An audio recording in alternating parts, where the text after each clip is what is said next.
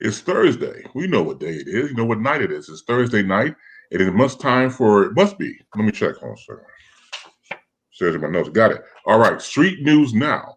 And we're here right now. We do this every Thursday. Glad you're here.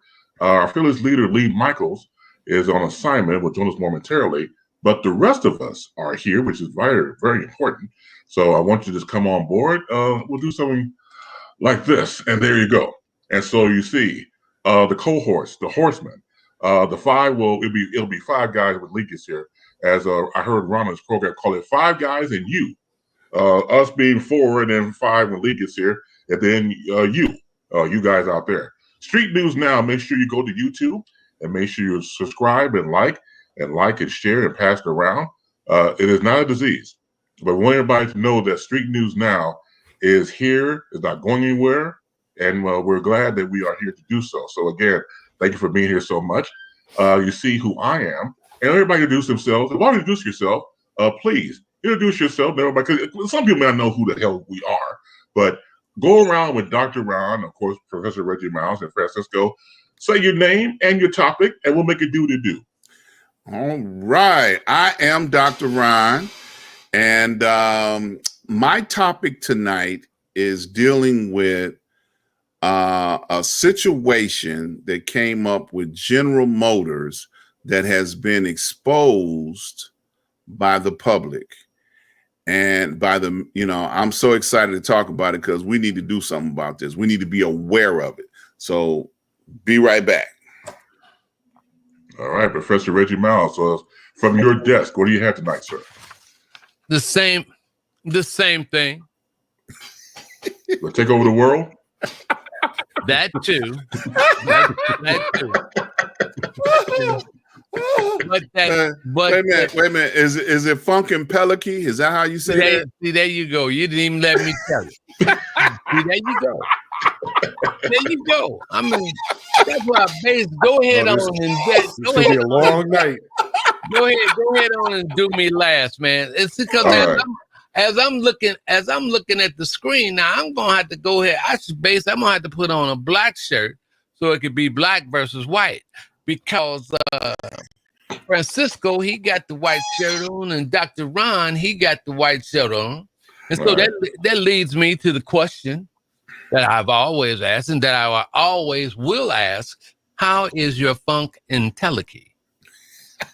I want my funk undone. I mean, how's your funk intelligent? You know? Right. Thursday night, and as I would say from my great mentor, everything is everything. All right. You can't get more better than that. Make my punk a P-funk. I want my funks uncut. So I go along with that. Yes, sir. Francisco, what you got on docket, sir? All right. I'm Francisco, a.k.a. Chocolate Yoda. And today I have the unenviable task of talking about this new executive order regarding gun control that President Biden has done. It's on my mind, and we're going to get into it and see what the esteemed panel has to say about it. Absolutely. My topic is about the following. Hubert Davis has become the first African-American head basketball coach at the University of North Carolina. Should race still matter? So that'll be my question to the panel as I break that down as we go around. So let's start with Dr. Ron. Dr. Ron, you have the floor. Well, thank you so very much, sir. Let me bring this topic up. Y'all hold on one second because I want to quote it exactly as it appears. And I want to be able to quote the names of the people. General Motors CEO accused of racism. Recently, like within the last month or so, leaders of several major Black-owned media companies, including Byron Allen, Ice Cube, and others, accused the CEO, Mary Barra, B-A-R-R-A, of being racist for what they have described as her refusal to meet with them.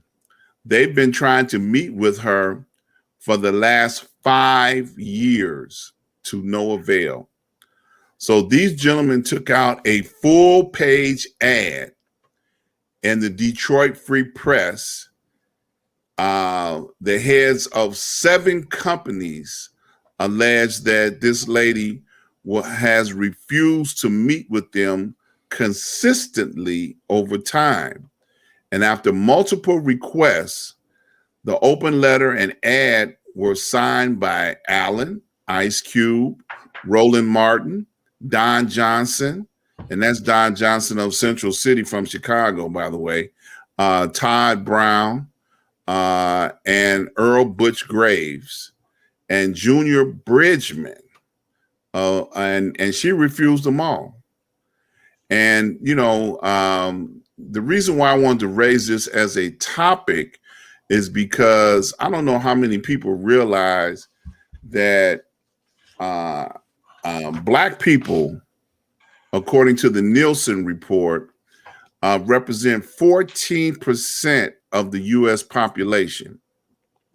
Our buying power, which is estimated in the year 2021, is $1.4 trillion.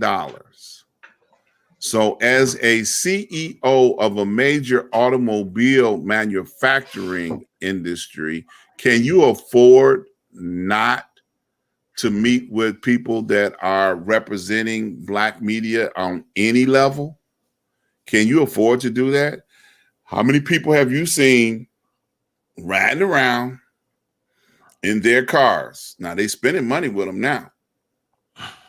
You know, so can they afford to ignore us on any level? You know, I put this to the panel. You know, keep in mind, I want this on the forefront of your tongue now. $1.54 trillion. People that look like us. That's what our buying power is. Yeah, but what is the comparison though to other groups? Because the short answer to your question is yes, of course they can afford to ignore us because they've been doing it and they're making a lot of money. But is it the smartest thing? Obviously not. But what does the 1.4 trillion mean compared to the buying power of other groups? Is there a comparison that we know of? Well, I will give this simple explanation. You know, every other nationality does business with themselves. Okay, of course, we don't manufacture any cars, but the Jews do business with Jews. You know, the Asians do business with Asians, and on and on and on. Every national, Indians do business with Indians. So they all market us. All of these groups market us. They want us to be the big consumers that we are. Okay. And we are major consumers. And, you know, they put advertisement together to target our dollars and cents. So when you say, do we use our spending powers wisely? I'm going to say no, because anytime somebody sends us a pair of red bottom shoes or a red top anything, or a purse, Coach, Fendi, whatever the hot designer is, you know, we spending our stimulus check on this stuff. Okay. You know, because we are marketed. So why shouldn't, you know, our media outlets have an opportunity to take advantage of some of the money that we people of color are spending in the marketplace with them? And it's only fair, I would say, now that's just my opinion, that the CEO should have taken that meeting. And then she could have let them walk out of there and not spend a dime with them still, but at least take the meeting. You know what I'm saying? So, you know, that's style over substance, though. Yeah, I mean, that's style over substance. She should have taken the meeting for what? Well, you know, to determine what their proposal would be to help those outlets be established in that, you know, dollars that's going to be spent by that corporation, you know, to market our people. Okay. Mhm. You Right. know, that Yeah, would be well, we're that still would in be America, though. yeah. We're still we gotta No stop doubt about pretending. it. We No gotta doubt stop about it. pretending that America doesn't work the way it works. I mean, just real talk. You know, the things are the way they are because they are the most profitable for the people that are making the money. This paradigm is what they created. So when someone says, well, they should have done this, why? What is, like, they are only doing what benefits them to do. They, like you said, they're marketing to black people, and black people are spending their money on what they see marketed. So why do they have to do more than what they're doing? And I know I'm being cynical, but I'm trying to play devil's advocate here. It's like, this is America. They don't care. They're getting our money, and they don't need to talk to us. So your suggestion is continue as business as usual, keep buying their cars and shut the hell up? No. If your question was about what she did, now your question is about what we should do. That's a Right. different answer. Okay. Okay. So in response to this, of course, make your money talk, but that's not what people are doing. People are dazzled by the shiny object that's presented to them over and over again on television. And I get it. That's how propaganda works, which is, the new advertising, that or actually the new propaganda is called advertising, right? So if people want to keep convincing themselves that these aforementioned brand names actually mean anything, and they have to have them because there's some artificial status symbol, then we're going to keep getting the same results. But again, let's look at the history of America, and the only time anything ever got done was when there were economic pressures applied. Yes. So you got to hit them where it hurts the most, and in a capitalist society, where it hurts the most is their money. Yes. I agree. You got to have a conversation in order for people to be aware of what's How going many on. times does this conversation have to be had? Every chance we get. It ain't gonna change, because here's what it is. We broadcast once a week, right? Mm-hmm. Those advertisements that you're talking about are coming at them constantly. That's how propaganda works. We, unless we're on the air 24 hours a day with programming that millions and millions of people are watching, it's not going to have an impact. That's just the reality of it. The most consistent message, the loudest message, whether it's true or lie, doesn't matter. That's the one that gets acted on. Next, I know somebody else got something to say.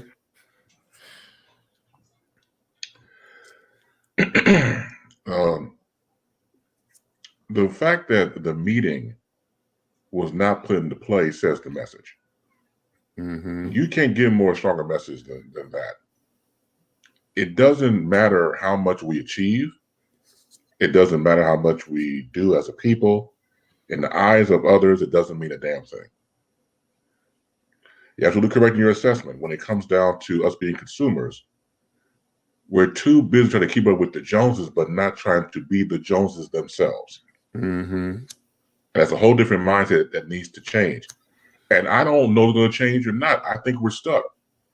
And don't get me wrong, we have individual pockets of, consumers and businesses and things like that. That's good. But the standpoint of a whole is concerned, that gets into dicey territory, because there seems to be a disconnect over the years when it comes to simple things, just as businesses. For whatever reasons, when you and I were coming up, depending on your age, and usually in the neighborhoods, there was a mom and pop store or stores that you saw across the counter. Again, somebody looked like you. Don't forget being pro you. Over the years, depending on where your neighborhood is, that's not there anymore. And so we have to find a way to get back to it, but has the damage already been done? From that perspective, it's a layer of just like an onion. But I think that what needs to happen is that you have these individual businesses who are African-American owned, who do what they do. And if you're in a position to support them, on a national front, I don't see it. I don't see it. And not saying it cannot happen. I'm just saying I personally don't see it. And that's when we need to really look at ourselves, turn inward. And once again, as I said before in other programs, this is the time to be more pro ourselves than any time in history. History dictates that. When we are united and we have a mission statement, like I said before, one mission statement allowed, I want to get along with everybody that's on board. But if you and I can get money, if you like to support generational wealth for that perspective, I'm all ears. And most people would. But that has to be the dynamic to go from consumers to owners. Mm-hmm. All right. All right. Y'all been deep. Come on, Professor. Y'all been really been deep. You know, sometimes I just want to turn my camera off and leave because y'all highly intellectual with this stuff. Oh man, look, you're a funketeer. We're getting knee deep. Yeah, I mean that's what and y'all be getting into the real. But how many times do you have to look at the same stuff and see the same stuff? Hold on, Professor. I don't mean to cut you off, but our fearless leader just chimed in. And ladies and gentlemen, peoples, put your hands together for Lee Michaels. Oh, yeah. And he's clean, too. Look at him. Oh, yeah. Yeah, well, I don't see him yet. I can't see him yet. Where are you, Lee? You see him there in the corner there? There you go. I don't see him. You got me? Okay, well, he's there. Okay. He's there. I can hear him. Yeah, I can hear him. Hi, Lee. Hold on, I think I have to come in through. Yeah, I can hear you guys fine. Okay. Let me bring up my screen here. Okay. Where am I? In the dark. Yeah. Doing it in the dark. Rock. Yeah, right. Yeah. Rock Creek Park. Who is that? By the Blackbirds. Uh-huh. Nice. You can see him, Chris? Yeah, I can see him, but I know he said something about doing something on his screen. What you gotta do, Lee, on your end? Yeah, I got to go back to the browser, and I'm driving here. I don't want to kill anybody. Oh, wow. Right. Boulevard. Okay, his Let me get name off just this main drag here in a minute now. yeah. And His name just Guys, showed go up. ahead and carry on, and I'll. Well, all right. You guys go ahead and carry on. Yeah, because you got to get that light on and everything. Okay. Meanwhile, back at the ranch. So, when has not any company been racist? It's just now that they're being exposed and they're getting caught all the time. Now, you're not going to, it's like what? What's that saying about threading a needle through something? You know, you ain't going to get no brother not. Yeah, you're not going to get no brother not to get no Cadillac. Is you crazy? Are you crazy? Uh-huh. You ain't gonna get no. You're not gonna get no brother. Not that what an Impala, a vet. Come on, man. You might as well throw. Listen, that lady didn't have to do nothing with us. Y'all got to look. I got a prop.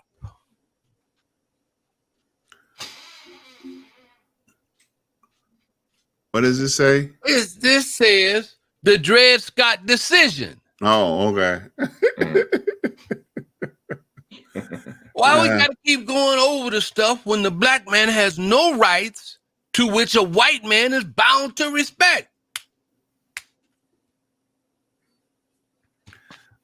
And man, I like even the brothers with money. Look, I like even that the sound brothers with money. I like that sound effect, man. Bang on your head one more time. No. That hurt. Even the brothers with money. I mean, but we sitting up here talking about stuff. The Dreads got the decision. Y'all, listen. We can't make them people do nothing. Not by just, when you want to catch the change, you gonna have to duke and win. And I gave y'all the cut 2 weeks ago. And we concluded that one of the most salient parts in this cut that I gave you all by these brothers called the Last Poets was that brothers love the word and a brother will and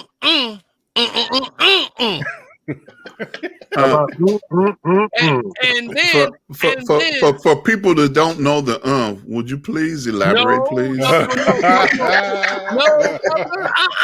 I'm not expressing my freedom of speech like that. No. Because I can tell you need to go listen to the song. I'm scared of revolution. In words, I'm scared of revolution. Time and time and time and time and time again. And I don't care how eloquent we get and how intellectual we get with our conversations. You understand? And how much money that we have. If they don't want to talk, if the elite do not want to talk to us, we will not be talked to. And you have to just deal with that. That's just that's your plate. I mean, Oprah, she tried to get a store open. We ain't opening this store for you. We don't care who you are. You wait till the store open. So, they can all be hollering, and then you talking about all these people talking about, he got this money. And the first thing they look at you and say is that we gave you that money. You didn't come up with that yourself. We gave you that. And if you keep messing with us, we're going to take it back. We're going to find some way to put you in your place.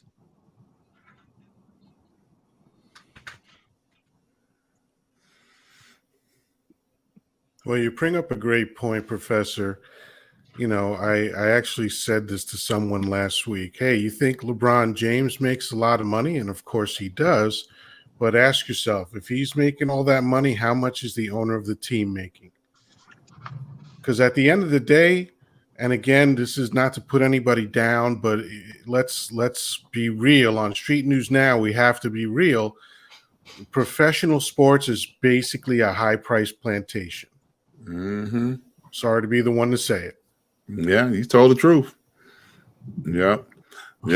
So now that we got Lee doing his Men in Black imitation, he looking like he's straight off the set, of Men in Black #5, Lee, I know you can't talk about it, but you obviously just finished whacking somebody, right?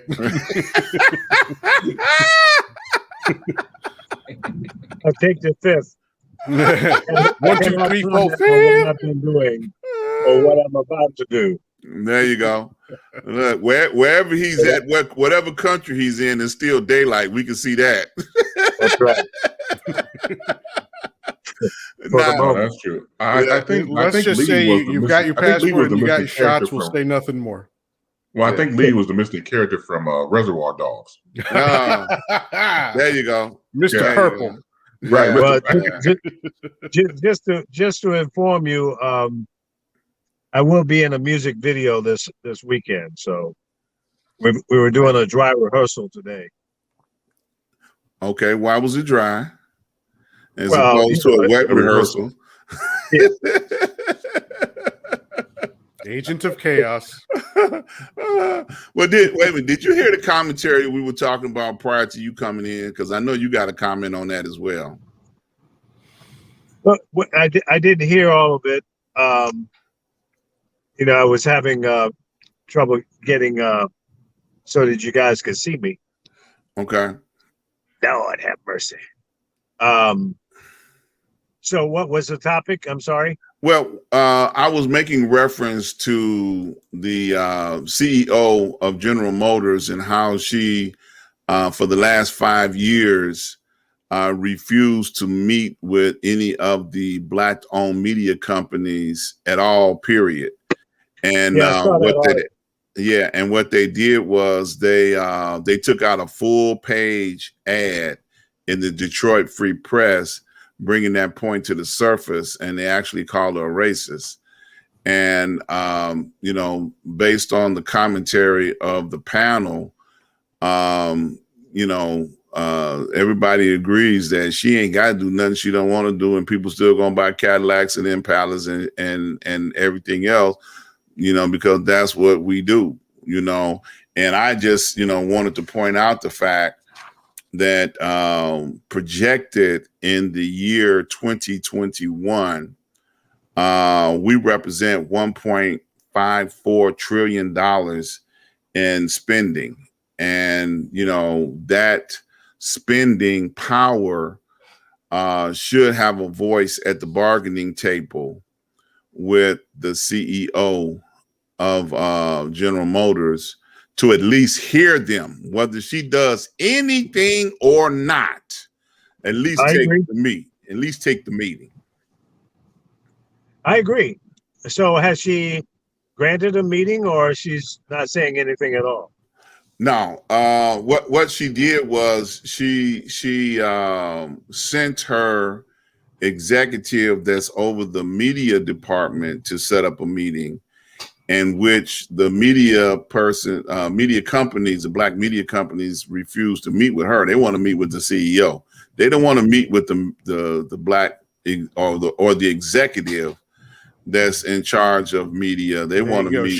She gave her answer. She gave her answer. I don't care. That's her answer. I you know, I see, but you know what?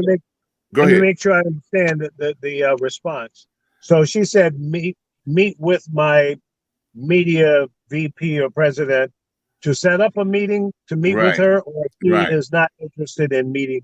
You have to talk to my media person. Right. See, the Deborah Wall, GM's chief marketing officer, who said she'd meet with them, that triggered the group's discussion to write and run the ad in that free press. So when they sent Deborah Wall to set up a meeting, they put the ad in the paper, because she has been the general CEO had been avoiding meeting with them at all. Mary Barrow, Barra, had been avoiding meeting with anybody for 5 years on this subject. 5 years, and they're still begging. Right. Yeah, you know,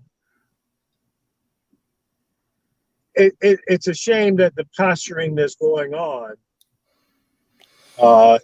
exists at all, and it's a bad move on behalf of General Motors, the president, CEO, whatever she is, to take that position. And as you guys stated, the black dollar, if it wasn't for many of the Black people who buy General Motors products, that includes Chevy, all of the other brands under GM, it is a slap in the face and showing disrespect, disregard for your dollars. So I'm driving in a 2018 Chevy Suburban, which is a General Motors product. Mm-hmm. And in our fleet, we have Cadillac Escalades, as well as other Suburbans and Cadillac sedans. So this certainly makes me concerned about whether or not I should spend any more money with General Motors. And I think that many times, in order to get respect, and I've learned this in my broadcast career, when There was an owner of the radio station WBMX that would not give me $5,000 more in the contract negotiations, and I walked away from it.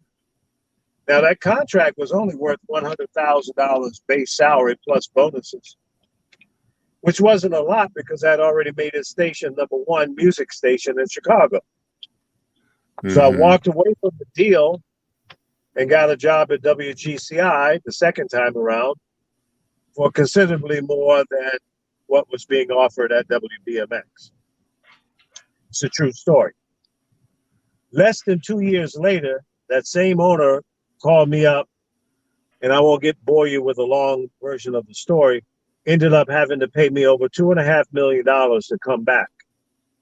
So sometimes you have to walk away from a deal for them to understand and feel the pain and show you some respect. Because if you concede and go for what is being offered to you and you don't know your value, then you'll fall for anything. So African Americans, Black people in America need to understand that you have value. We have value. And if you don't demand respect, then you will continue to be treated the way you've been treated.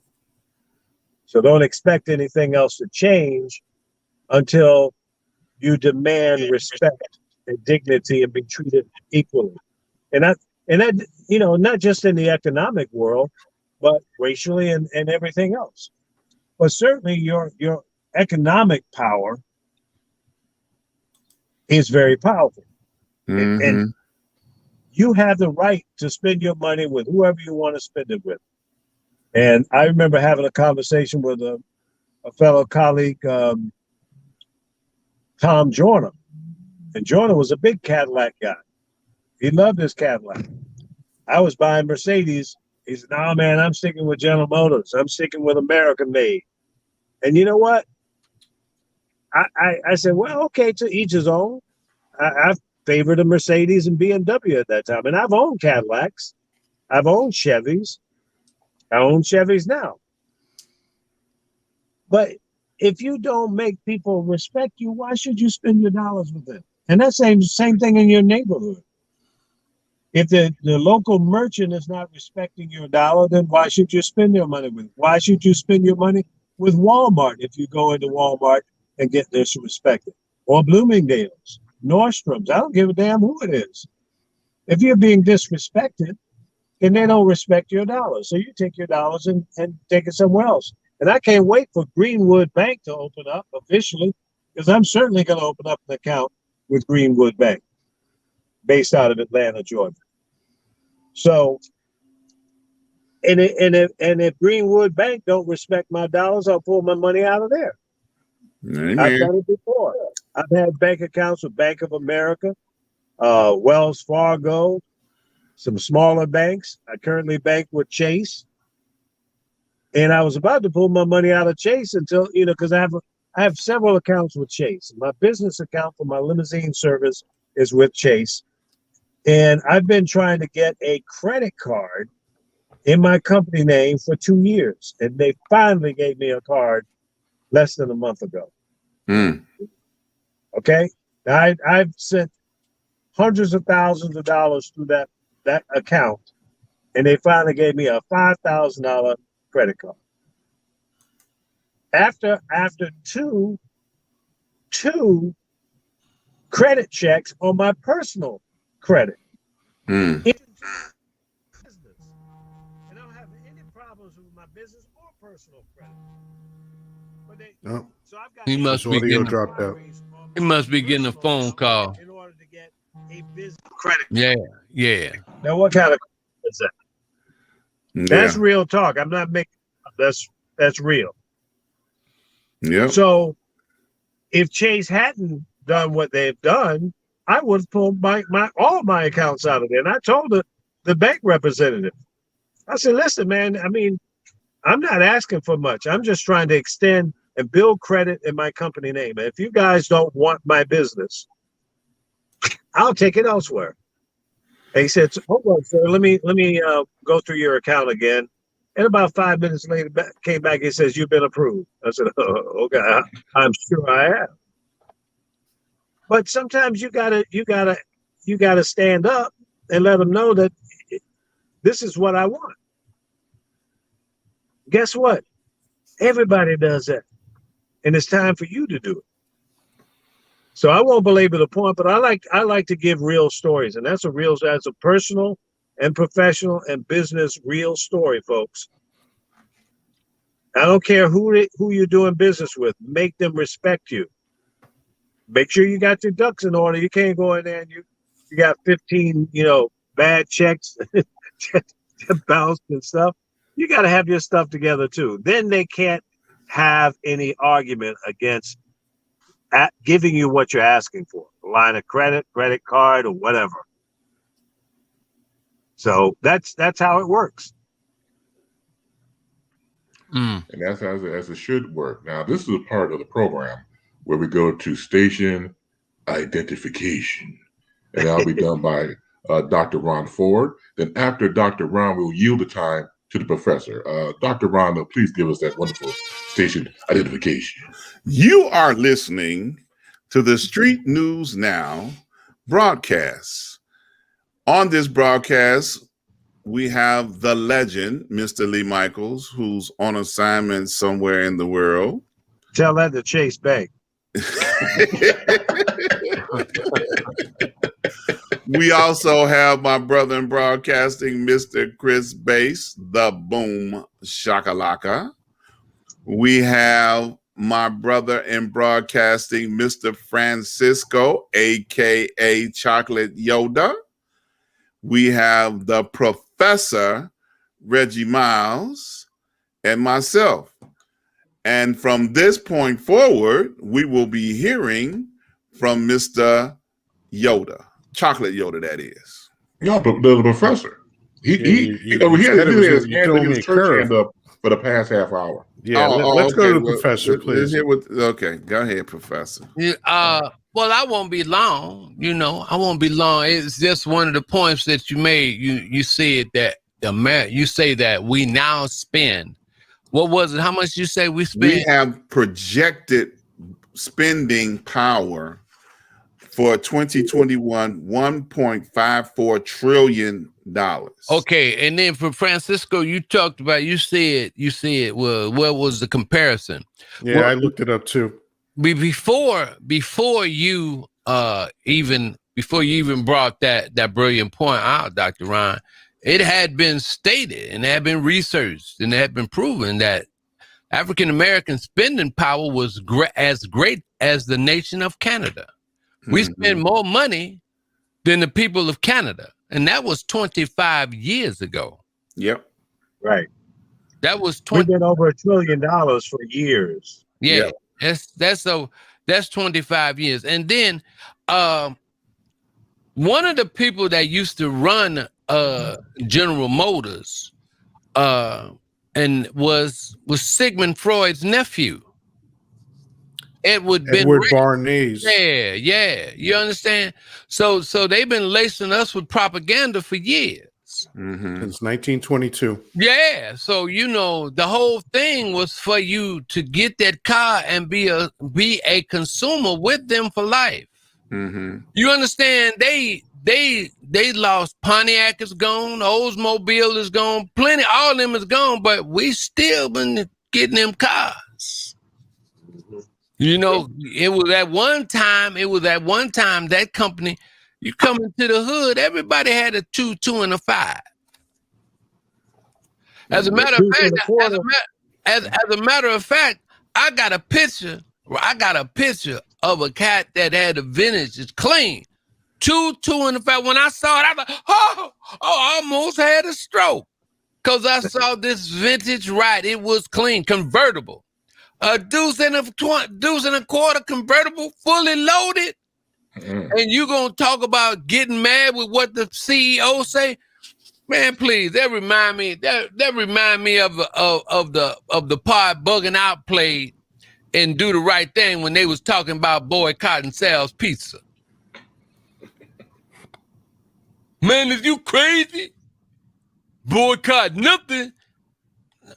what we're going to have to do is, I guess, present to them. I guess we're gonna have to play on people's play on they make them feel like they get giving and doing something for us. Because I'm wondering now, with all of this stuff that they're doing, everybody's all in the George Floyd mood and this, that, and nothing. And we get all these new things coming for us. These cats ain't doing this out the goodness of their hearts or something like that. They gonna concede something because there's something else coming down the pipe. What is that? Yep. And to your point, Professor, which was an excellent point, if we extend it out, well, let's be a little bit humble. There are other ethnic groups that are spending more, but here's the thing. First of all, if you really want to solve this issue, Black and brown people have to stop pretending that there's a difference between us.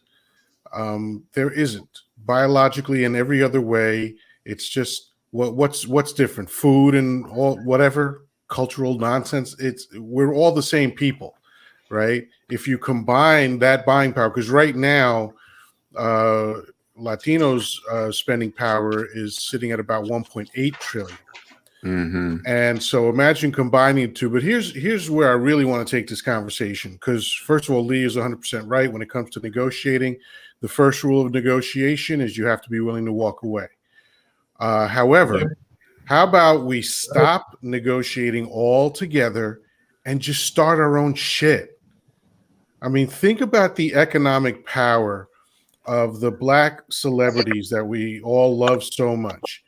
Whether it's athletes or entertainers, whatever, political figures, maybe, whatever the case may be, there's a lot of money in that group. And it's disjointed. Every group, every billionaire or multimillionaire or 100-millionaire is doing their own thing, which is great. I don't knock them for what they're doing, but imagine what would happen if a coalition was put together to say, you know what, screw negotiating with people, screw knocking on the GM's door for 5 years. Come on, 5 years? You're knocking on someone's door? Take a hint. She don't care. How about you start your own thing? Start your own car company. Start your own media company. Start your own clothing chain, whatever. Let's stop begging for, we're asking for a hand up from someone who has their foot on our chest. How about we just start our own thing? Well said. Uh-oh. Yeah. And to summarize, Professor was getting a phone call. I got nervous there for a second. Yeah, look, and to summarize it, before we move on, everything that everybody has spoken about this subject is very valid, and it's a reality that we live with, but we still need to have the conversation. I'm going to still keep bringing up this topic of what we represent and try to make it a battle cry for people to be able to come together and do some things. Like you said, if it's to build our own, to develop our own, to manufacture our own, that would be a wonderful thing, but if we take baby steps, we got to still keep bringing it to the forefront, because it is an issue, and it's an issue that, needs to stay on the front page of the newspaper. Okay. It may not change in my lifetime, and it definitely ain't going to change in Lee's lifetime, because he's older than all of us, but, but it's nothing personal, but, enough about baby steps, man. Yeah. Martin Luther King addressed this idea of, like taking our time. Come on, man. Since MLK, it's been 55 years? Like, enough with waiting, enough with being patient. Let's just get it done already. Hey, let's do it. Let's do it. All right, Chocolate Yoda, what you got for us, bro? Okay. I don't have to get too deep into this. Basically, I was looking at the executive order regarding gun control from President Biden. It's already been signed. It's all about the Department of Justice limiting access to guns. All well and good, and I don't want to belittle the fact that something has finally been done, but an executive order is a half measure. So it's a question of a half measure is better than no measure at all, I suppose. But when are the Democrats going to figure out that executive orders are really not the way to go? Because if anything changes, then those executive orders become null and void. I mean, Biden rightfully has been reversing all of Trump's executive orders. So we need to pass laws. That's the way to get it done, because laws are very, very difficult to change, and they have more power and more long-lasting effect. So, what are we going to do? When is this going to take place? I want to hear from panel things. Well, I'm gonna jump in, and I'm gonna say this. I think it's a publicity stunt. You get out there, you have a press conference. I'm gonna sign something against trying to organize or challenge illegal guns. These and a gun in particular, which is the ones they make up with a copy machine or something. It was a particular type of gun. He did not address, assault weapons. He did not address the weapons that are on the streets of Chicago that are killing people every day. None of that was addressed. So I think it was a publicity stunt. How politicians do. And as the professor always says, you got the rep cons and the dim cons. So it was just a con move, trying to, make a press conference to address a hot topic that did not really address a hot topic. So I'm just going to throw that out there like that, Look who's being cynical now. Hey, bro, I'm learning from you. Hey, I got good brothers to help me get there. And what's it gonna accomplish? You still not gonna be able to track all those made up guns that they putting in the shop together. Okay, you ain't gonna be able to track them guns. So how you gonna know that these guns are even gonna be affected? By this thing that he executive order today, because the Republicans, they're not giving up their guns, man. These cats, they're gonna go out and buy 10 more tomorrow and all the ammunition to go with it, because these guys, they believe in the revolution, Professor. Oh, come on. Yeah, these guys want to shoot up something real bad. Yeah. Well, they're doing it. Yeah. In March alone, 18 people were killed by mass murder. Yep. And we want and we actually want to get into that scenario. I can't, I don't think you can put out fire with another fire. You can burn most stuff up, but I don't think you're gonna put out no fire with more fire. So I believe in the right to bear arms and all that old kind of stuff. And I think that folks should be looked at thoroughly on who's getting them. But I also think too that when you commit a crime like that, with that weapon, you understand, and it's not to like protect and defend yourself. You need the consequences need to be real severe, because it has to be put. See, people can shoot people now and know they can get away with it.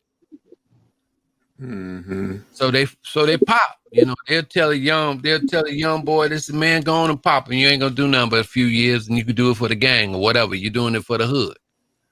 Same thing, and then these cats going through these mental problems, you understand? And when they do that mass murder and stuff, they got to stay in it. They can't get out. Ain't no help for them. You got to stay in the pen. You understand? You got to stay in the pen. So the consequences has to be, severe as well. Because that thing about guns don't do it. It means the people. So it has to be made clear that there are certain consequences that you will deal with. So, and it's kind of hard in this country, especially when we see every day, we see the defense trying to say that you didn't see this dude have his knee on this man's neck for 9 minutes. When they saying, well, it's this and it's that, and it's because of this and that. When my eyes see that this dude literally had his weight on this.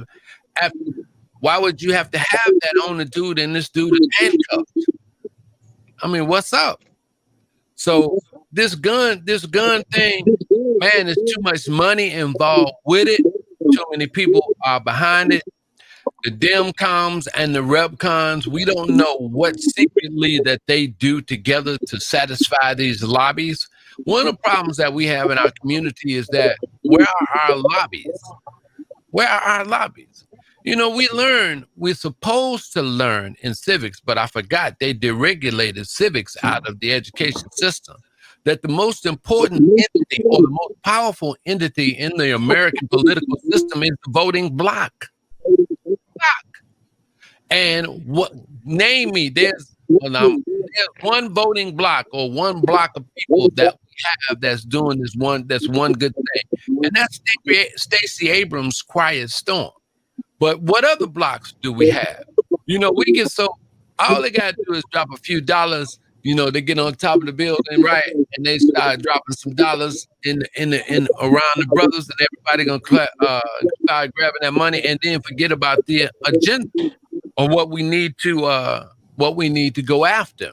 Everybody's going to forget that, because as soon as they know that pressure, as soon as the elite know that the pressure is coming on them, they're going to give somebody some money.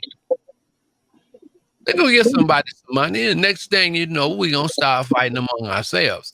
So there's a lot of things that we have to do to educate ourselves, against this kind of stuff. Who really wants to stand for it?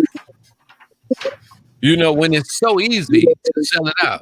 And I say this again, Dick Gregory, Dick Gregory is one great joke he made. He said that when he was brought among the people and he was with the community and they say, well, yeah, they say, we want you to be the leader, Dick. We want you to be the leader. And Dick looked back and told him, he said, one of y'all better come go in there with me. If I go in there by myself, shoot. If I go in there by myself, it may not be right when you come out. When we come out, because whoever goes up in front of it's like the ring and which way it's up by that Richard Pryor when he saw it and the dude laid him out and Richard Pryor was talking about standing up and being right. The dude put that ring out there and it glistened and that diamond glistened in Richard Pryor's eye. This is the image they showed us. Pryor back down. He backed down and started going against his own people because of the gleam that he's seen from the ring. And this happens consistently among us. And that's because we don't know how to recognize it. Some of us, we lift people up and we say, oh, yeah, well, he done got elevated. But, a sellout is made every minute. Every minute. They can sell you out. Whoever the elite want, whatever the agenda the elite want, it won't be until we come together as a block to say, no, y'all gonna have to give us something. But we got to figure out what do we want together as a people that we can really stand on and won't nobody feel like they're losing nothing. Like the little kids in the 1963 Children's March in Birmingham, Alabama. when you had 4 and 5 years old saying 4 and 5 year old children saying, "I'm fighting for Tatum. I want my Tatum," or what they were saying, "I want my freedom." So until we can get that mindset throughout our generations, you know how it is, man. Look, hey, Reg, how you doing? What's going on? Yeah, it's me. Look, I need you right now. Oh yeah. Oh, you and the wife, y'all want to go to England? Oh no, you want to go to Italy, and don't even worry about it. Those tickets are on the way right now. And next thing you know, y'all shouldn't be doing that kind of stuff. I'm coming out there. I'm coming against my own people because I got that trip to Italy and the Greece. And then I call them back and say, "Look, can you throw in Africa?" You say, "Man, you did a good job." They're gonna throw in Africa as long as they continue to stay on top. So we got to hold whoever's in leadership, we got to hold them accountable and make sure they staying transparent. Are you doing for us? Or are you doing for yourself?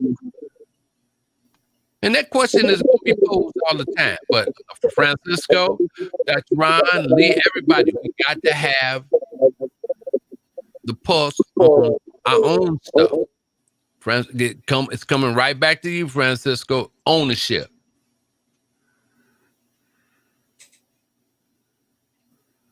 When you look at the gun violence in our country alone, if you, of course, a person who manufactures guns and you're a part of an organization like that, for gun violence to stop and guns to stop being sold, that's bad for business. Mm-hmm. It's bad for business. So the lobbyists are not going to look after us because their pockets already been lined for themselves. If somebody gets shot and killed, what's it to them? What is it to them? I mean, it's not their relative or friend or someone that they knew intimately or closely or by anybody. It doesn't matter because it doesn't matter to them as long as the gun or the rifle or whatever is being sold off the shelf. That's first and foremost. And then whatever the person does with the gun, hey, literally is out of our hands. So to go into a whole conversation, and don't get me wrong, but President Biden looks good. It looks good, but can you actually make it come to fruition? All politicians, no matter what side of the aisle, deal with smoke and mirrors. They say what the person that voted them into office they want them to hear. We have to hold them accountable as well. This has been going on, since the beginning of time with gun violence and how to curb it, how to, backtrack it, or how to find ways to make people more responsible. We do background checks, and we still have murders. And we still have murders on the rise. And we still have irresponsible people buying guns. But it's business. And so that's when it gets into very murky territory because you would think somebody would give a damn. You think somebody would say, look, for the sake of humanity, but damn humanity, I got to get this check. Man, big time. So that's when we amongst ourselves have to try to control ourselves. Again, it's being pro ourselves. Anything I said on these programs over the years, not being anti, just being pro yourself, not being and those around you. That's right. Saying our own message, drilling our own message.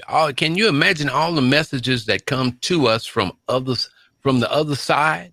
And we take that and put that and make that as part of our psyche. I like that thing what Wendell Pierce said, and I got to get that quote, man. He said, you want to get the gun lobby right or whatever, just say, just make it easy for black people to get guns. And they're going to change everything quick. Yeah, they did it. They did it when the Black Panthers showed up with guns. Oh, yeah. Yeah. When the Black Panthers was walking around. Yeah. Ronnie Reagan. Look, when the Black Panthers showed up with guns on the front porch of their own businesses and their own organizations, they're like, wait a minute, hold on, wait a minute. Black people with guns? We can't have that. Right. Yeah. Nope. So, they went into the Capitol with guns. Yes. Mm-hmm. I mean, but that was all right for them. No, because there was the law stated that they could do that. Right. Which we saw last year. Where was it? Minnesota or Wisconsin? One of those states. Michigan, Michigan, yeah, whatever. yeah. And hey, if the law is the law, right? That's Right. what my law teacher always used to say in high school. Whenever we would ask why is the law like this, he'd say the law is the law is the law. So it don't matter if you're outraged that people showed up with guns somewhere. The fact is that that's the law. And so when black people showed up to the Capitol in 1968, because they were following the law, Ronnie Reagan said, "Oh, we got to change the law." Right. Yeah. Let me ask a question. Has everyone on the panel played Monopoly, the game Monopoly? Okay. Mm-hmm. Now, when you played Monopoly at your house, did anybody ever beat you? Of course not. Nobody ever beat you in your own house playing Monopoly because you changed the rule. Just when you made up your own rules. Yeah. And then you would go to this little pamphlet trying to find out what the rule is. But no, this is how we play it in my house. House rule. How you do House it. rule. Yeah. Yep. How you do it at your house is another thing. You never beat nobody in their house, and nobody ever beat you in your house. That's true. Yeah, because look, my folks used to cheat all the time. You know how the rule was. Every time you pass go, you get $200. Right. Yeah, they would get the $200 and everybody else wouldn't. You don't get $200. Yeah, I get $200 when I pass go, but you can't get $200. Or either they put the sheriff on whoever's house it was. You gave them the $100. You split it. Right. 25 or something like that. Yeah, so, that was real life right there, brother. Baby, please. You never were going to get beat playing Monopoly in your house. So there's a monopoly in this country by the elite, and we're not going to beat them until we own the house. And it's just that simple. We can keep knocking and asking for things here and there, doing this, and then maybe we might come through with something. But it's going to be a long process. I mean, we're 400 years in the making already. Yeah. I hate to say it, but I like the conversation that Dr. Thomas Malone, which is a new person to the show today. He lives over there in Carolina, South, I believe. He said this conversation about guns is a distraction, time to get in good trouble.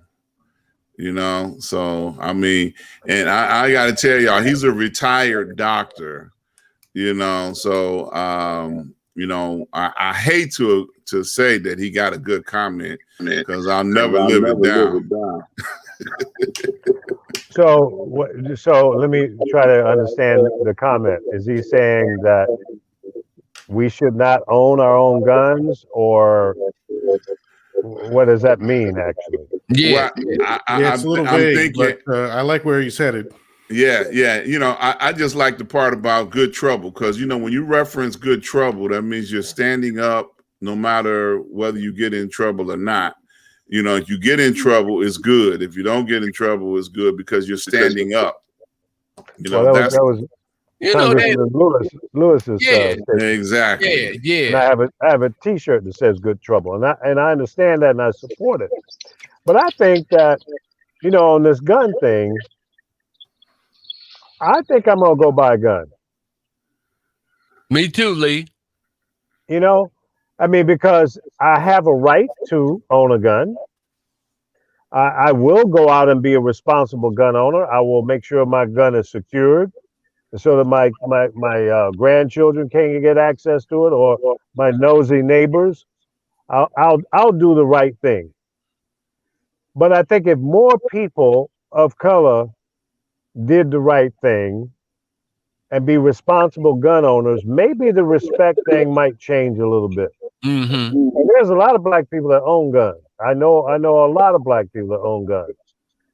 Now, I'm not advocating that irresponsible people should go out and buy guns, because that's part of the problem that we're faced with now, whether you're black or white.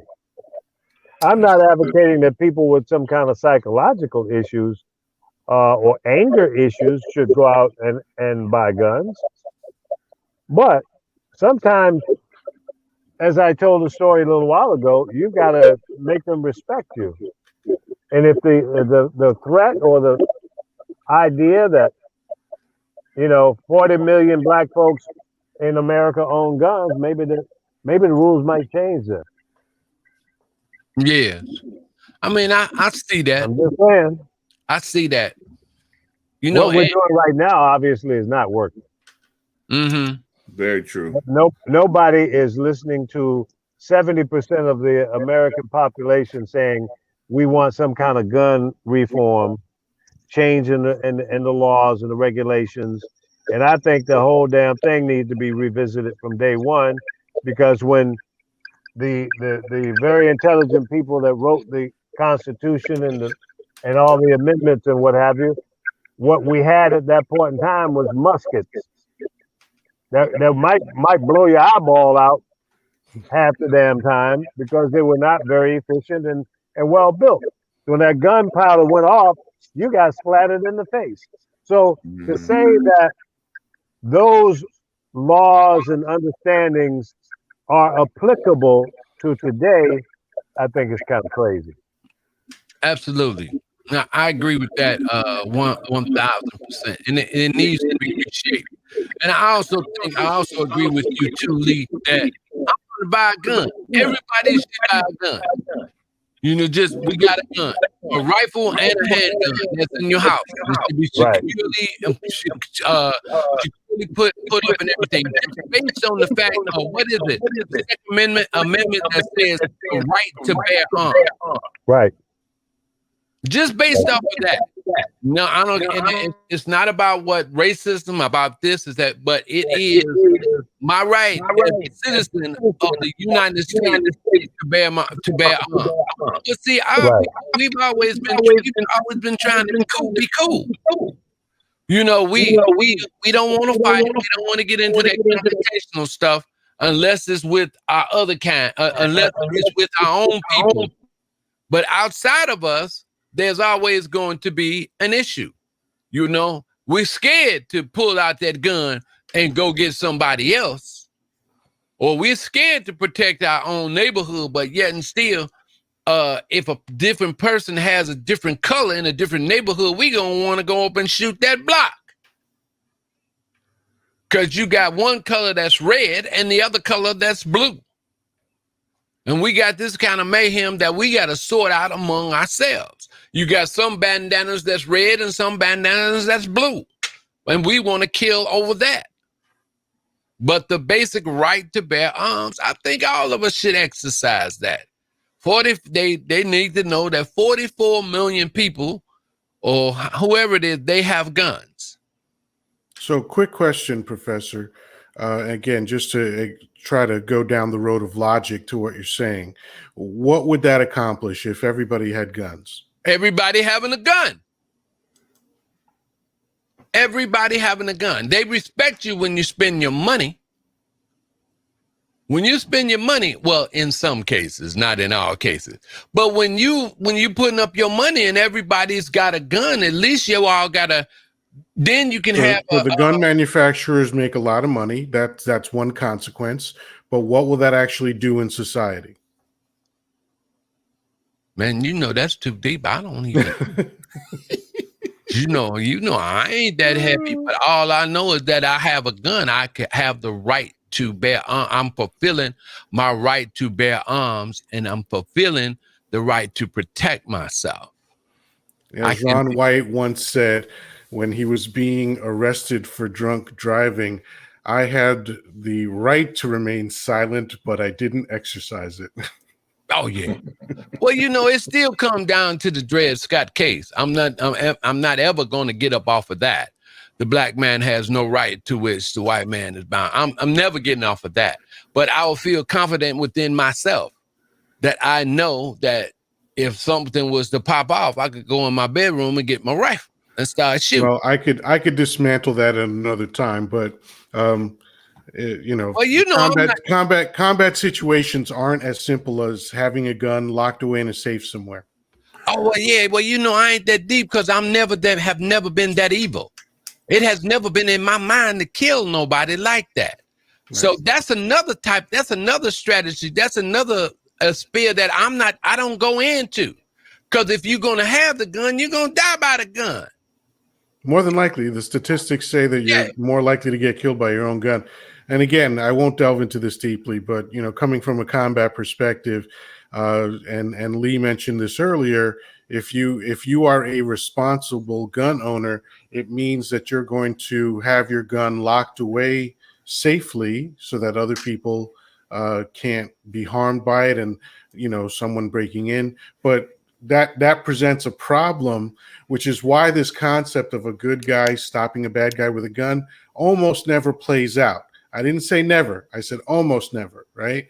Because if your gun is locked away responsibly and something happens, you don't have time to get that respond to the something. Yes. Yeah. Oh yeah. I mean that's it. Again, I don't want to get too deep into that, but and then that's after the fact. So I'm good with that too. I'm good with that too. But what is us going to do then?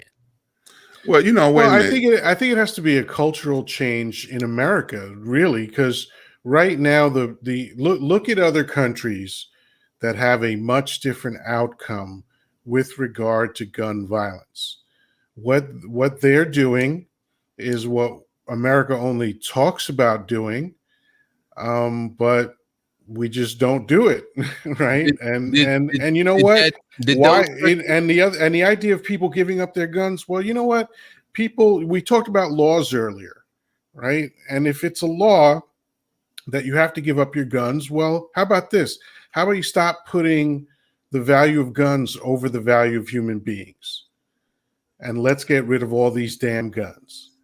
Is these other countries you talking about? Do they have a history of 400 years of slavery?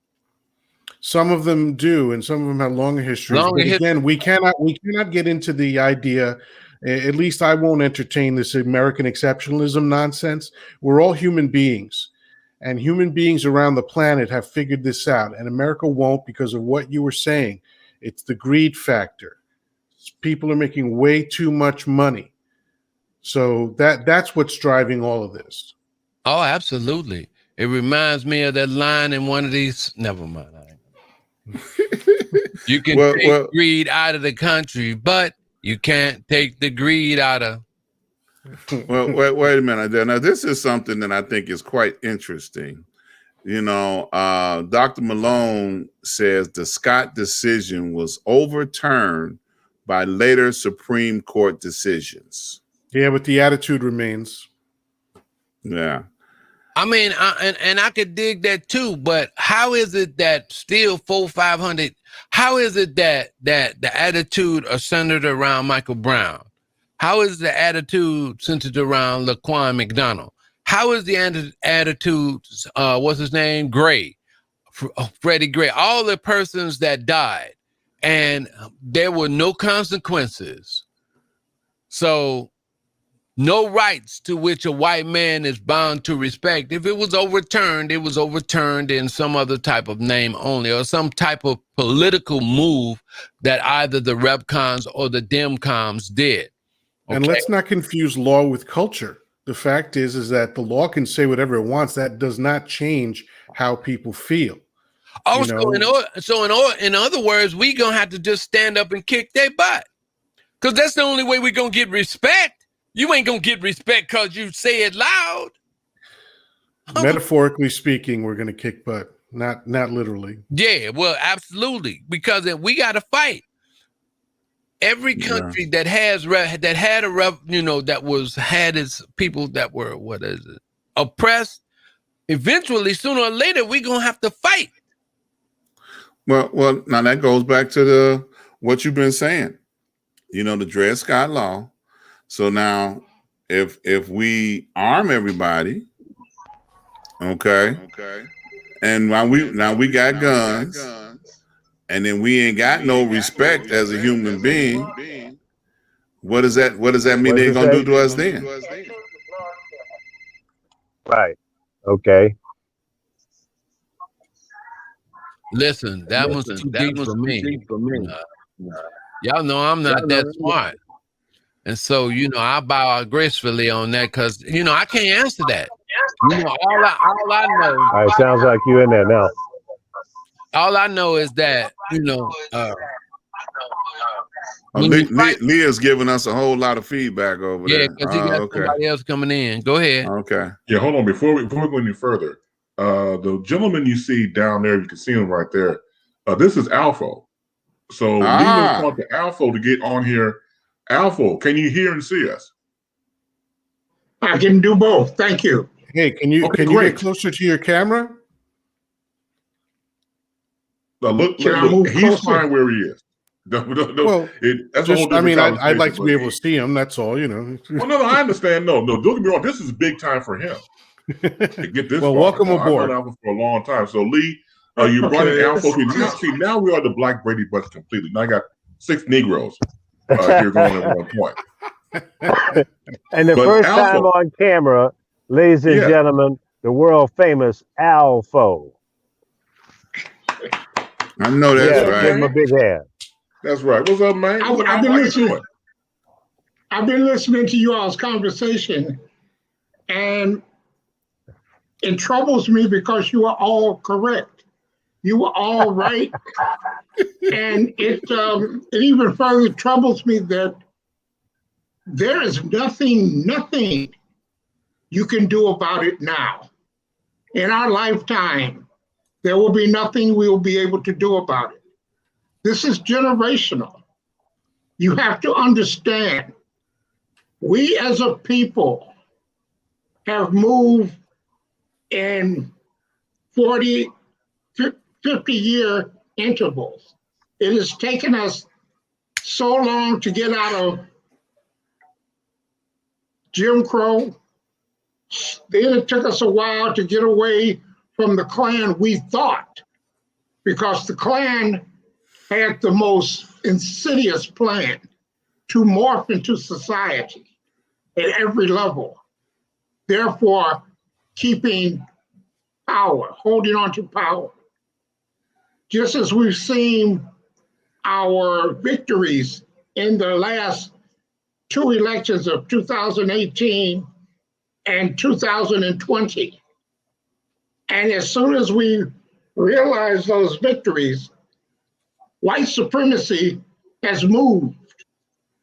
And they've moved with our 47 state attack, 306 to 336 new legislation to keep us from voting. At this point, concentrating on the black dollar is not that big priority. Although we can't leave it limp. We have to be able to walk and chew gum and do both. But the biggest thing we have to do now is protect the democracy that we are in. We are not going to start a new party, a third party. It's a 2-party system. We must attack the party that we are in and drag it as far left as possible. Joe Manchin is a problem only because he does not fear losing his election. We must make him fear losing his election. Any of you remember Blanche Lincoln? Do you know who Blanche Lincoln was? She used to be the senator in Arkansas, and she was a blue dog, very conservative. She very seldom voted for things that would help the Black community or any community of color, but she was a Democrat. What we did was we primaried her, and she barely, and I mean by less than a point or 2 points, she barely won that primary challenge. And when she won the primary challenge, she was happy as hell because she knew she was on her way to re-election. the Democratic side, the progressive side of the Democratic Party, abandoned her in the general, and she lost by 40 points. My point of the story is this. The senator who won in Arkansas is named Tom Cotton, and he is a Russian asset. He is the biggest white supremacist. He is the biggest traitor. He was one of Trump's biggest allies. But we gave up Blanche Lincoln. I hope Manchin is up for re-election in 22, because that's the same thing we can do for him, possibly in time enough to get enough people in the Senate to affect change. But we have to do it that way. If we cannot stare Joe Manchin and Christian Sinema into falling in line, you see, Republicans don't have that problem. If they say step in line, they step in line. Democrats is like herding cats. You got Joe Manchin, he wants to appease the white people in West Virginia. He can remain senator only one way, if the Democrats back him. And we can all just say, we're not going to back you. You either fall in line, this is your last term, and give that seat up. In the meantime, we have to give DC and Puerto Rico statehood.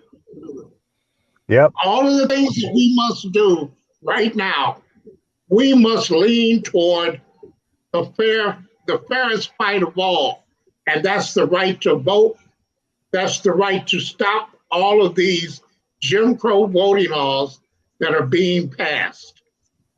HR 1 and HR 4 is a must. We cannot allow this opportunity to die. Very Just true. like and quick question: how do you feel about the idea of increasing the number of Supreme Court justices? Frankly, I think it should be like 19. I'm honestly, I'm not even making a joke. That's what I'm And saying. there's nothing in the Constitution that limits the number of justices. So let's Yep. let's Now, pad think it. about Let's this. do what they've been doing for years and pad it. Put Yeah, but 19 think on about there, this. Democratic, and get our agendas passed. But think about this. When it will start out like that. And the first thing Republicans are going to say, we are packing the courts. That's what they I don't did. care what they say, just like they don't care what we say. Okay, It's no different than what they did when Trump was in there. When he got the opportunity to pass the court. So what's the difference? You have to be able to counter their message. It's about balancing the courts at this point. Balance the courts. Yeah, and if you put 19 justices on, the courts will be perfectly balanced. Well, put 19 more. Think about it. If we add 10 justices, and they're all leaning to the left, and when Republicans win, this will simply mean anybody who dies will not create this scramble for power in that seat. This will nullify the importance of one Supreme Court justice. You don't just balance the Supreme Court, you balance every federal court out there. Because what they did was the place where their judges come from has to be nullified by a different venue. You can no longer accept the Federalists. The Federalist judges sound just what they are, like Confederates. And you have to know that this is where Republicans get all of their judges from. we must balance the court and allow our message to be balancing, not acting. Now, let me ask a question here. There are what, 43 states that are trying to change their voting rules and laws there. 47. Okay. 47 states. That's almost every damn state, minus 3. If they are successful, let's play what if for a second. If all 47 states are successful in getting these laws changed, what is the response from the Democratic Party to ensure we get our people out to vote? We know that when we have a successful get out to vote campaign, we win. We know that there are more registered Democrats than there are Republicans. That's the problem right there for the Republicans. They want to minimize the number of Democrats coming out to vote.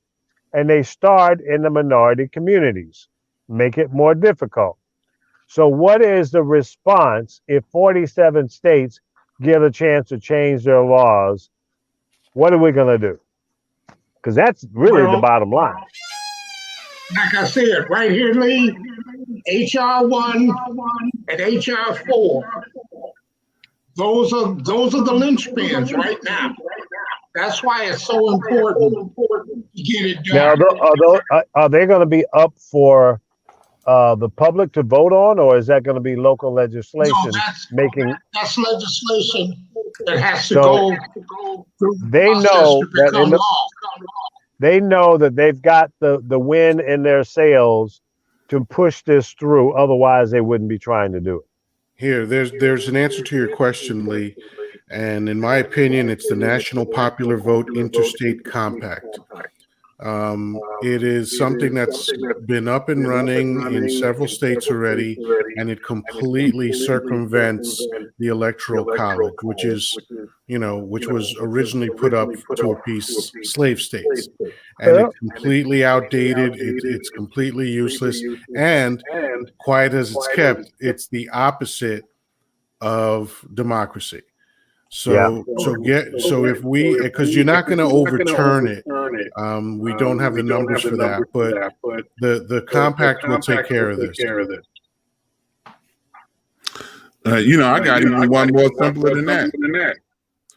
Even though all these states have put these voter suppression laws in place, what about people doing what needs to be done on election day? And they pass out water, then they be willing to go to jail. Well, that's a temporary thing. Just bring your own damn water. That too, but I'm just saying they come up with all of these rules and regulations, right? What you can't do. So, are you prepared to put all these people that violate these rules and regulations in jail? Your jails will be overfilled. Well, I do. Well, I mean that can be done, but I think if water is a major issue, really. In most of these states, it's cold as hell, and people probably don't want no water. Maybe a cup of coffee. If you up in Massachusetts or Chicago in November, it's cold.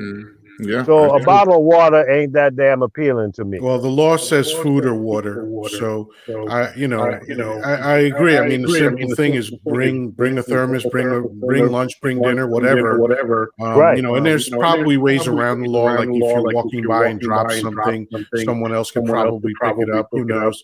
But really, we have to broaden out the conversation to the greater implication, and I think that's getting around college. Because right now, the big problem is not every vote is being counted. That's what all of these efforts are about. It's not counting votes.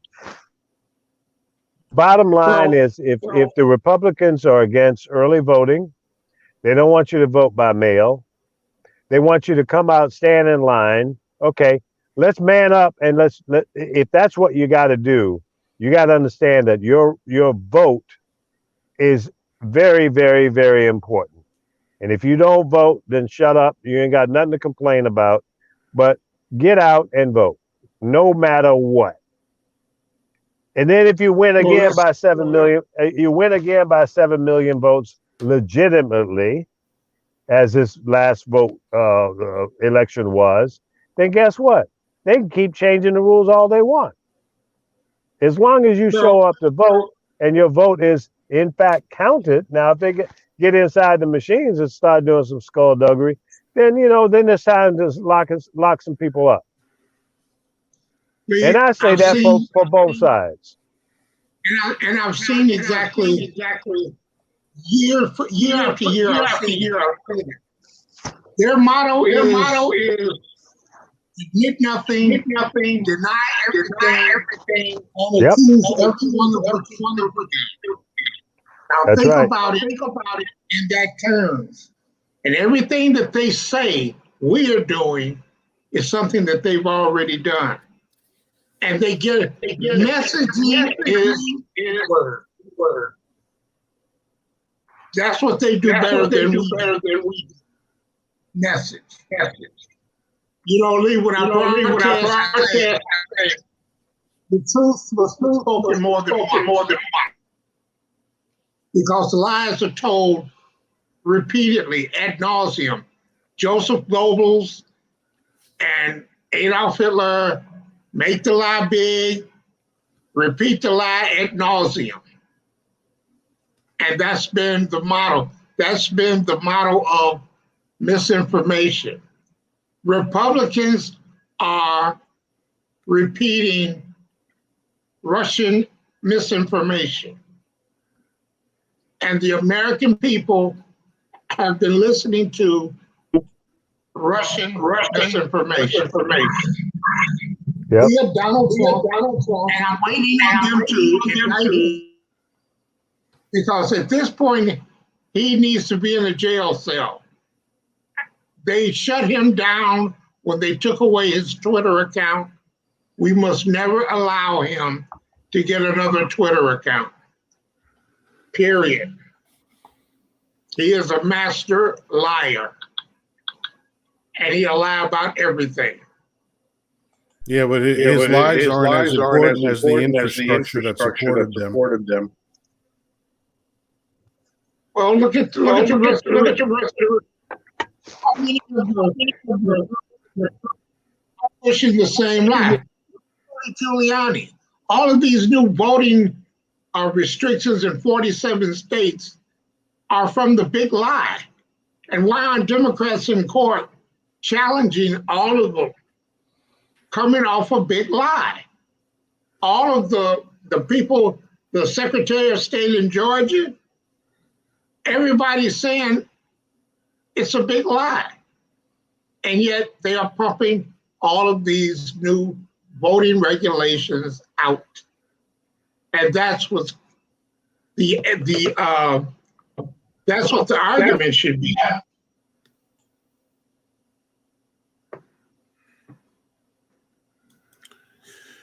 Yep. I think we need to have a massive media blitz to get people to understand the impact of these laws that are being changed in the 47 states.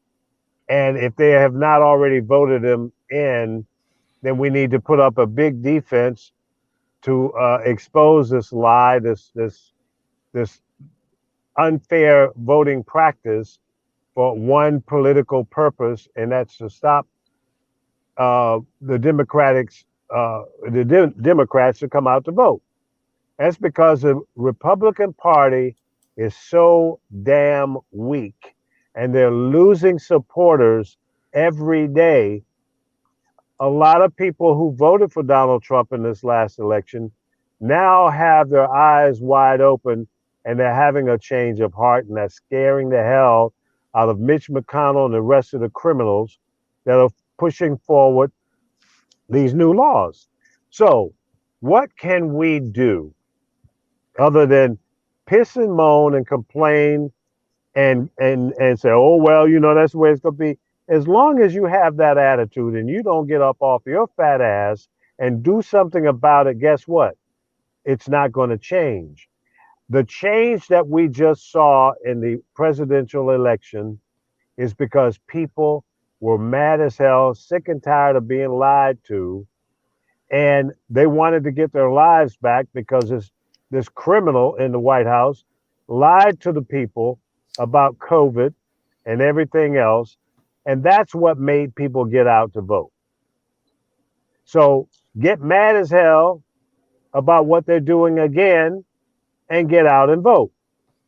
Don't complain if you can't go vote by mail or you can't early vote. Stand in line and get it done. Yeah, it If makes that's a the only difference. option in your state, then make it happen. Yeah, I'd like to remind everybody that Joe Biden got 15 million more votes than Hillary Clinton did. So obviously the people have spoken. No question. No question. And I Well, wonder if Trump actually got 74 million. The Russians did have a play in Well, this. yeah, he got to 74 million. The Georgia law, as it sits now, it's law. They've taken the Secretary of State and they've nullified him in certifying the delegates, the people certified. They've taken it away from the Secretary of State, and they have a 3-panel commission that certifies the delegate. And they are all Republicans, right-wing knuckle draggers. So if they don't like the outcome of the vote, they simply nullify it and go with their man. That is the biggest argument for getting rid of the Electoral College, period. The Electoral College has Well, think about it. Washington, D.C. has more people in it than North Dakota, more people than Idaho, more people than Montana, and their states. We should be pushing statehood for Puerto Rico and D.C. yeah, they don't have the same representation as those smaller states. The same thing with Puerto Rico. So it's They have no there are a lot of things that representation. need to be changed. Yeah, right. There are a lot of things that need to be changed. We have a multitude of things that need to be changed. And I think we the people in this country that voted for Biden need to continue to support this president and make sure that the agenda that he pushes forward happens.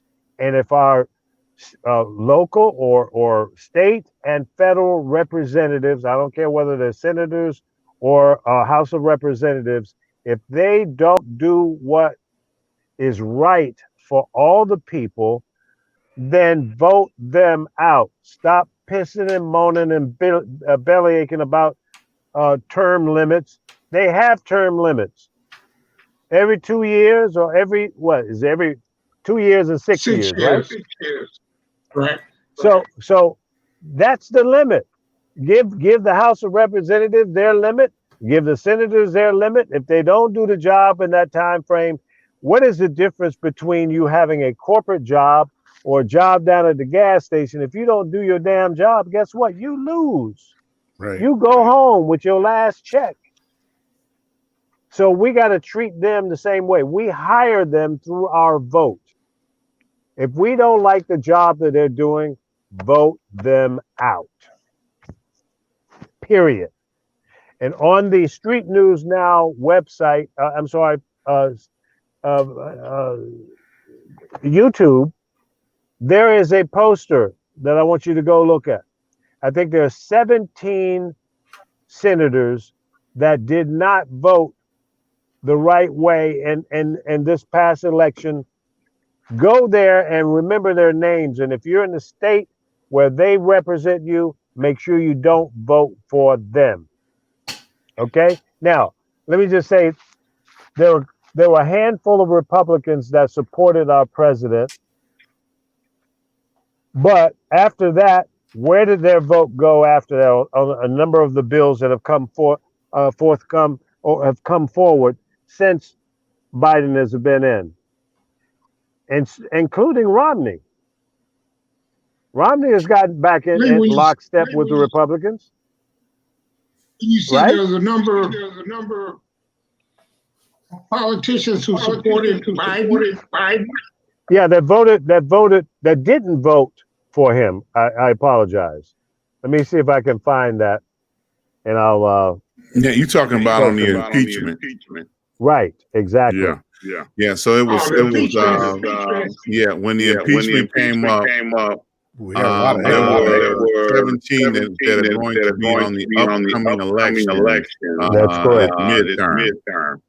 And those 17 need to be targeted to be removed. Absolutely. That's what I'm the saying. Republicans will take care of them because they voted to impeach. They voted to impeach him was nothing more than an appeasement vote for the American people because they knew it would not change anything. Well, we got a lot of work to do. We got a lot of work to do, fellas. And to all the people that are watching us tonight and will watch this broadcast after the fact, after it's live, get involved. Work for a local politician. Help them out. There's going to be another election in 2 years. And that one is just as important as the previous presidential election. Every election is important on a local level, on a state level, on a federal level. Get involved, folks. Wake up, pay attention, read your local newspapers, watch your local television, watch the CNNs, MSNBC, Fox if you have to, and ABC, CBS, and the NBC. Watch all of them, and then make an informed decision about who you should support. And if that politician is not speaking the language that can have a positive impact on your livelihood, your family, then don't vote for him. Don't vote for him. Amen. Vote for the guy that's talking the right language.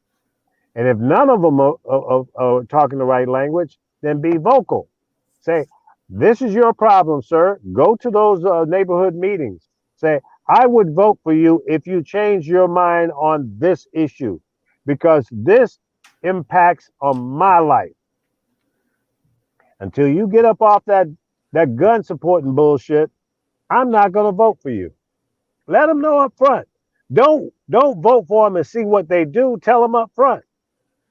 Cut your deal up front. Let them know I will not vote for you, and everybody that I know is not going to vote for you if you continue to allow the NRA to run the government. Well, look at the NRA, Lee. Look at what the NRA has crumbled to. Well, they haven't crumbled enough, Alpha. Well, let me put it like this. They still exist. The message should be treat guns like automobiles. They must be registered. You must take a class. You have to take a test, and you have to have insurance. Liability insurance. That's right. Ban assault weapons, all of them. That might help. I like that liability insurance. And I think every 2 years, maybe you ought to have a psychological evaluation. Because I'm sick and tired of throwing it up. Our license expires every 4 years. Okay. Re-up. The same with guns. You got a DMV, you should have a GMV. I like that. I like that a lot. See, but these are common sense ideas. Why is it that the six of us can sit here and come up with some ideas that might bring a change when the people that we send to Washington, D.C. are sitting there scratching their ass and not doing anything? Vote them out, folks. Vote them out. Vote them out.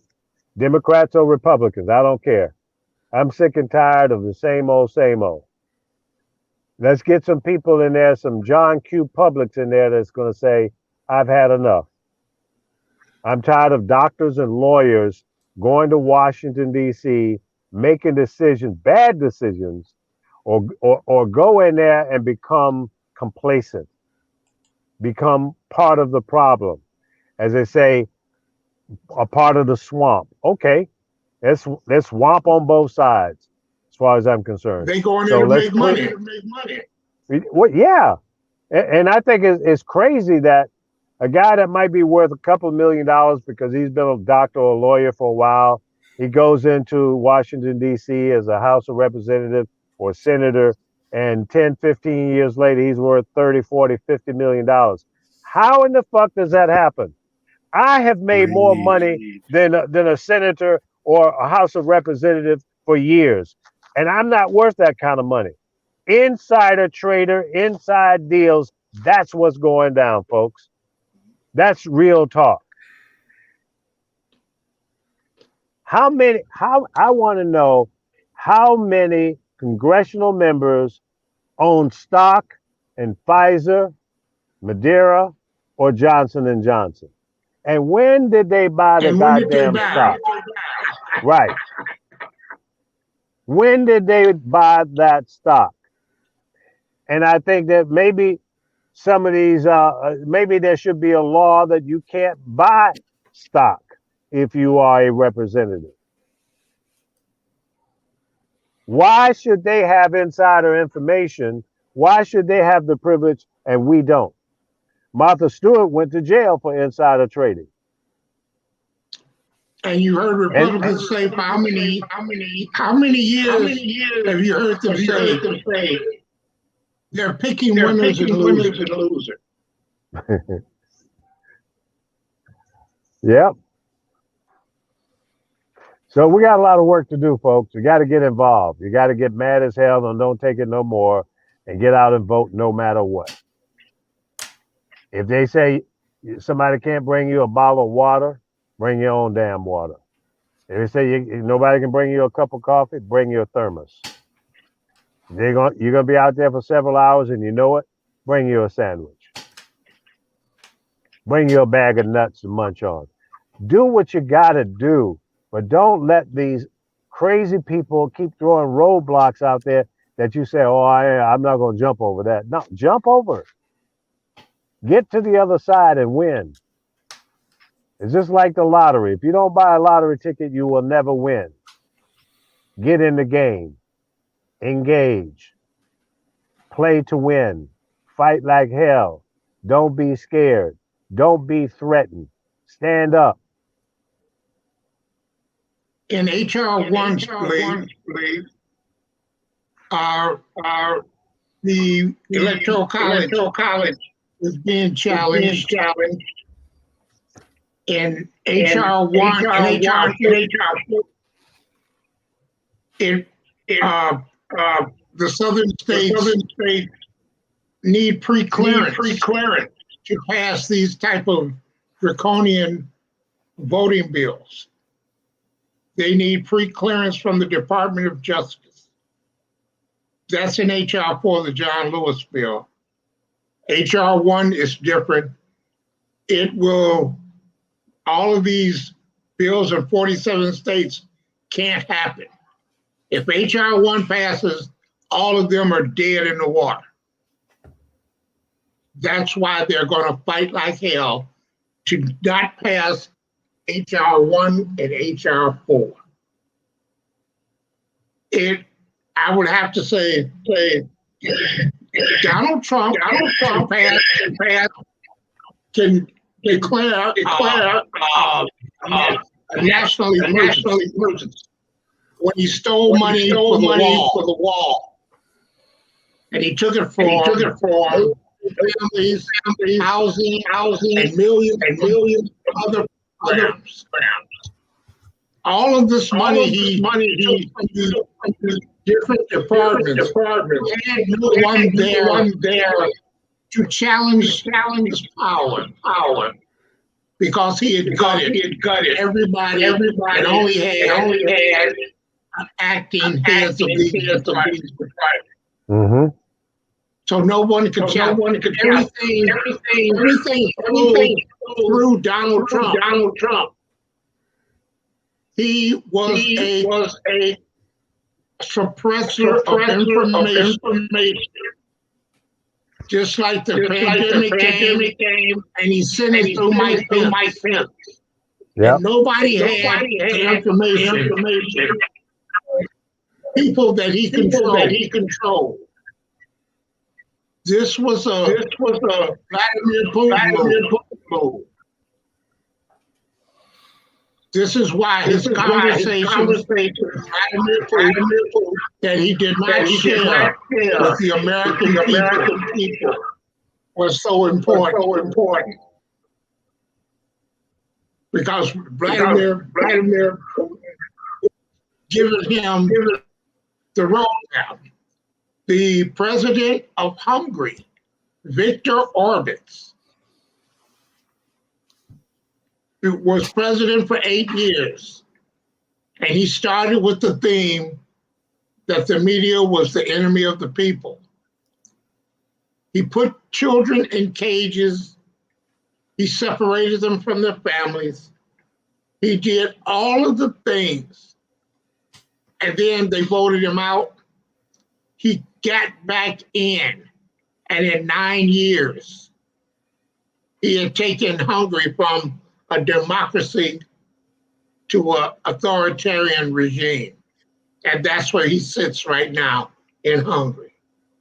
Donald Trump had the roadmap. And that's where we were going. Everybody was answering to Donald Trump.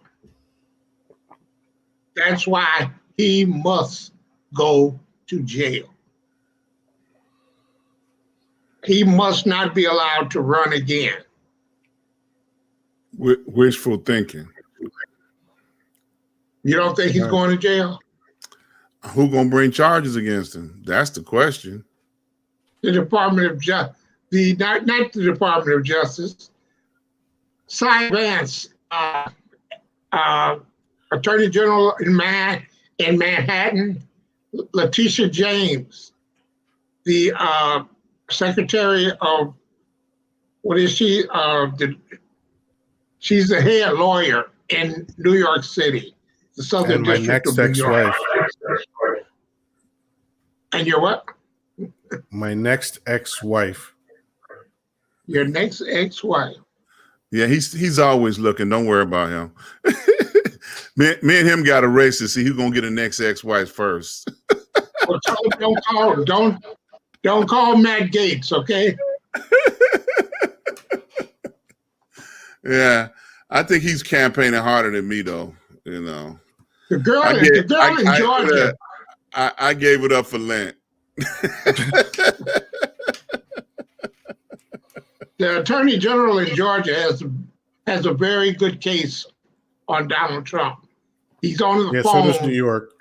Yeah. An hour. New York has like 16 or 17 cases. Yeah.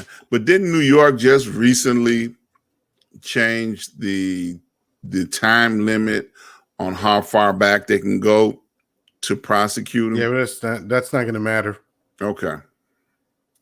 You should be. He's right. It's not going to matter. Yeah. Yeah, I know that they're trying to bend and manipulate as much as they possibly can. As but always, they're going to do an Al Capone on him, and he's going back for all the shady finances that he's been up to. He's committed fraud so many times, bank fraud, real estate fraud. It's all on the books. It's provable. He just thought he could get away with it, and he was right for decades. But now the chickens are coming home to roost. Yeah, well, that's why he wanted to stay president. That would give him that would give him the opportunity to stall. He wanted to run out the clock. Yeah.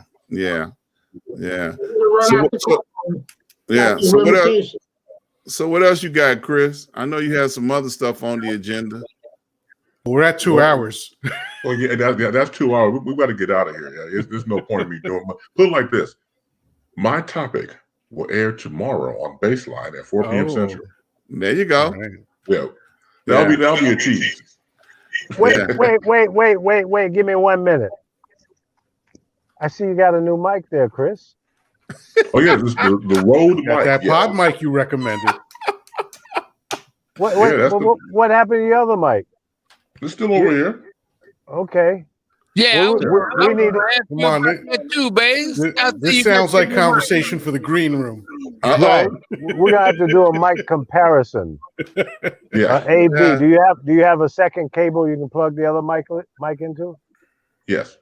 Okay, we'll have to do that. Oh wow, two mic connections at one time. Oh, Yeah.